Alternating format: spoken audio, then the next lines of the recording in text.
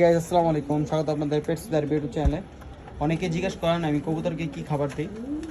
আসলে মূলত এখন যেহেতু কবুতর ফ্লাই দিব আর সামনে রেস করার চিন্তা ভাবনা আছে, এখন 50-60% আমি ধান দিতেছি। অনেকে 70% ধান দেয়, আমি 50-60% ধান দিতেছি।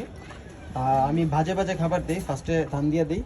ফার্স্টে যেহেতু আমার ফ্লাইং কবুতর মেনলি এখানে, আর আমার ফ্লাইং কবুতর অনেক কমে গেছে, কারণ অনেকজনে আইসা আবদার করে নিয়ে যায়, কিছু বলা যায় না।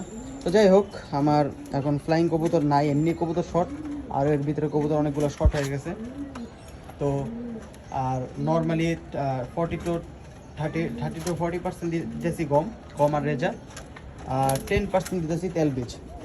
তেল বীজ বলতে যে এখানে দেখতে পারতেছেন হেলেন, মুগ ডাল, ছোলা, ডাবলি, এগুলো তেল বীজ বলি আমরা।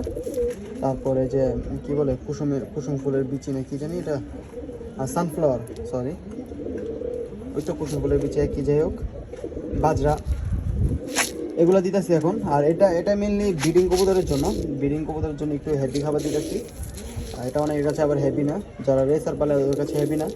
গিরিবাজের জন্য বেস্ট আমি মনে করি, কারণ ধান গিরিবাজের জন্য দিতে হয়।